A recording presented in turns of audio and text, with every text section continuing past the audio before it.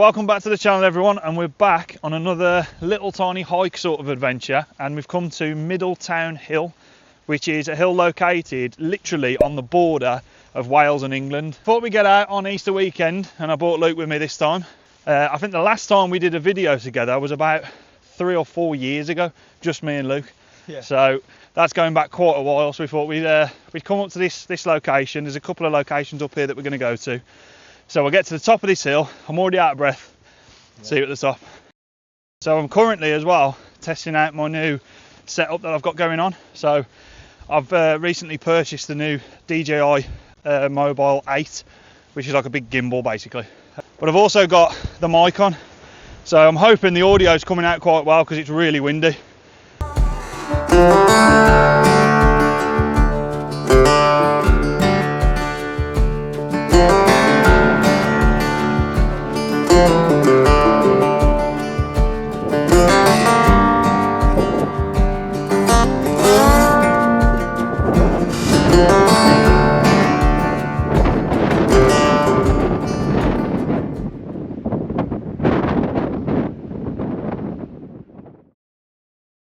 So as you can tell, it's very windy. The gimbal's kind of struggling in the wind, so that's the only downfall I've seen. But we are up a massive hill, as you can see from the view I've just filmed. We are quite high up, so it's no surprise that it's going to struggle. But I don't think you can see behind us. That rain's coming in quite fast, so we're going to try and head up to this hill up here. You right there, mate? So we're going to try and head up this hill here. To an old Iron Age fort which is at the top. I've got some few facts for you. Obviously Luke's not here with the facts, so you're gonna have to deal with me and other Luke for this time. Sorry guys. But we've got some facts about the hill when we get to the top. But I imagine it's going to be pretty windy up there compared to where we were just because it's a lot higher up. We've just come to the bottom of the main hill, and as you can see, yeah, it's quite steep. But Luke and a few of his family and friends are attempting the 3 peaks in 24 hours challenge. So that's Scafell Pike, Ben Nevis and Snowdon in no particular order. Yeah. But it's all for a good cause. It's for Luke's sister's baby, Albert. He's got a heart issue. He was born with an issue with his heart, wasn't he? Yeah. So they're actually doing it in aid of the charity, which is sort of like sponsoring the walk, or they're doing it for the charity. It's called the Little Heart Foundation, and obviously they deal with a lot with kids with issues with the heart, and which unfortunately little Albert's got. So I'll link the GoFundMe page in the video below. So if you're feeling generous, donate whatever you can to the cause. You looking forward to that, Luke? Scared. Yeah, it's going to be a bit of a bad one. I mean, this is no Ben Nevis or Snowdon or Scafell Pike, but it's a start. Yeah. It's all for the cause. All for the cause, yeah.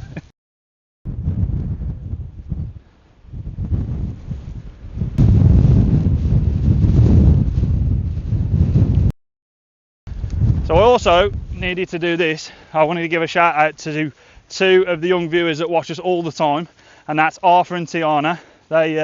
You watch the channel all the time, so just wanted to give you a shout out. While we're walking up this massive hill, out of breath, but I thought you deserved one, so there you go.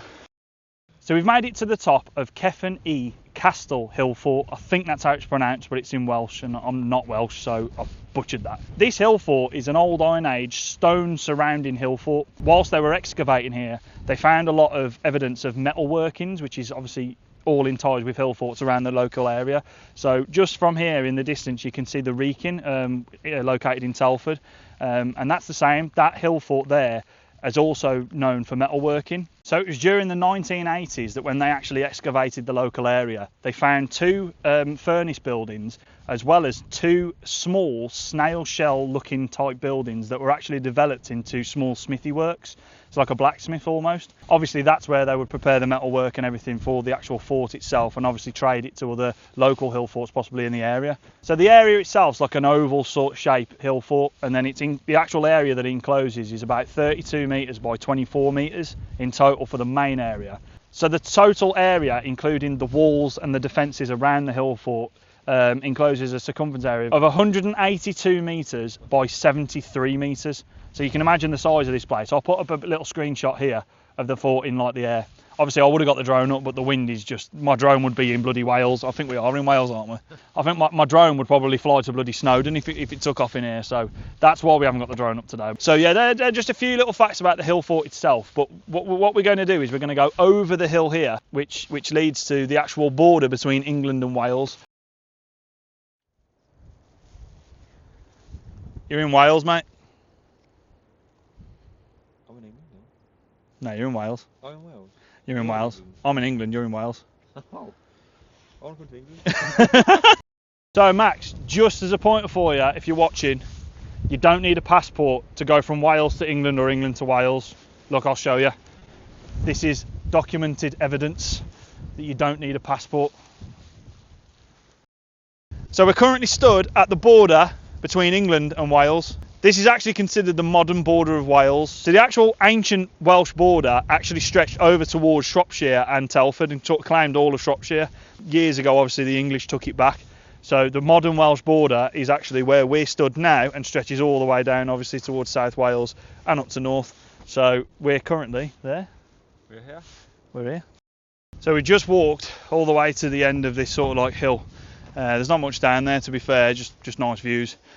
But we just started walking back and we're already knackered. We've only walked up little hills like that one there. And we've come to the hill we've got to walk up now. And yeah, we're not looking forward to it. Yeah, definitely need to get out more. So we just walked back down to the car now. We're just going to have a drink of water and a bit of rest because that has killed us. Going up there was bad, but coming back down the other side, it's literally destroyed us. So we're just going to have a chill in the car for a little bit. And then just over there, I don't know if you can see, there's some woodlands over there. We're going to have a little walk through the woodlands just to see what's there really. There is a monument the other side up a hill, but we'll have to see how we feel when we get around there because we are generally knackered. We haven't done a hill climb like that in a long time on this channel. So yeah, that has proper destroyed us. I mean, Luke's doomed. He's completely doomed, look. I'm not ready for that. 3 peaks. Yeah, the 3 peaks is going to be a killer for you, mate. I'm not going to lie. Yeah.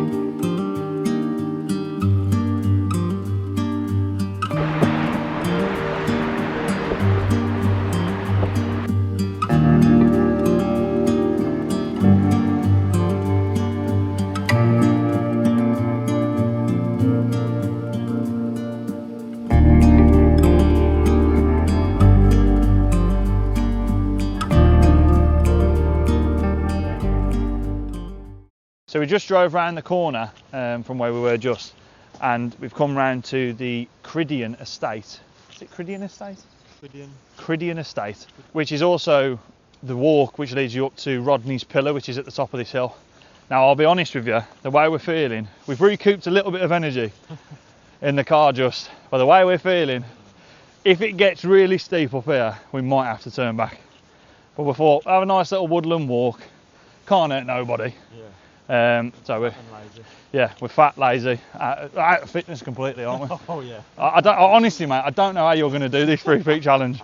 I don't envy you in the slightest. So we're probably more than halfway now up the hill, and just over there in the distance, those hills there, was where we were just earlier, which is mad to think it's literally there. Yeah. And it took us what, 15 minutes, something like that, to get here. Yeah. In the car. 15 minutes to get here in the car, and obviously we've walked all the way around this hill. But I think we're about halfway up now. The path's actually quite flat compared to what we were on earlier, so it's not as bad, but it's still a killer as it's just a gradient slope all the way up to the top. So yeah, we're getting there, nearly there, nearly there.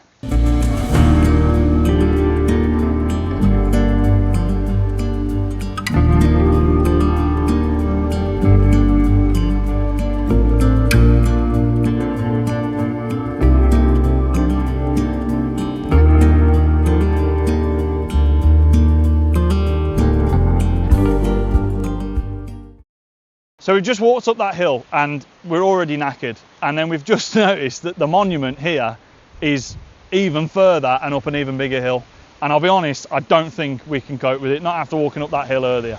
So we've stopped in a bit of a quiet place, and I thought I'd reel off some facts that I know about this monument and the area that it's built in.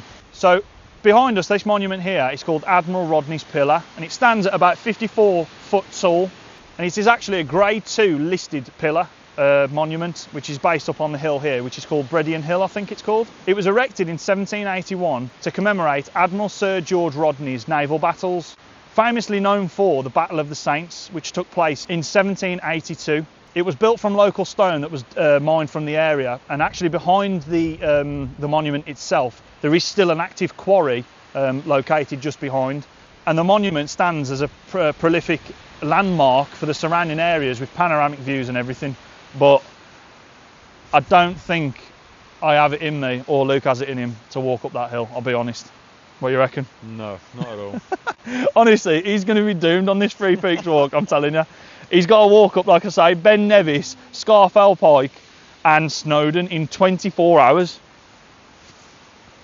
For the cause. For the cause! What we're going to do now is going to have a little steady walk back down to the car. Like I say, the walk up here wasn't that bad, but obviously when we've got to the top and we've realised that hill is like over the way and then up even more, I was like, nah, I can't be doing it.